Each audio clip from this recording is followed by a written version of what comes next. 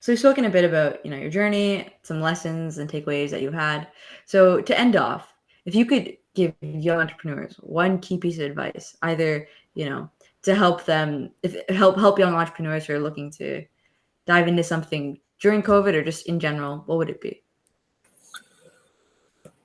I think the one piece of advice that I would give is just be ruthless about cutting stuff that isn't working. Yeah. It's really, really simple. If you have something and there's a hope and a prayer that it might work, but you can be objective and ruthless and just say, listen,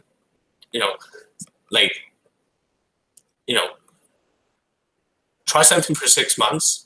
If it's not working after 6 months, just cut it. It doesn't matter. It doesn't matter if you think it's just around the corner, unless you have some real evidence that literally it's just around the corner. You can and should build stuff for 6 months on a hope or a prayer, because that's what entrepreneurship is, right? I have a product idea, I want to bring it to market, and it's going to take a while to see if the market responds. But if you spend like 3 years trying to build something, and the story after 2 years is the same as the story after 1 year, then you've just wasted a year. Right.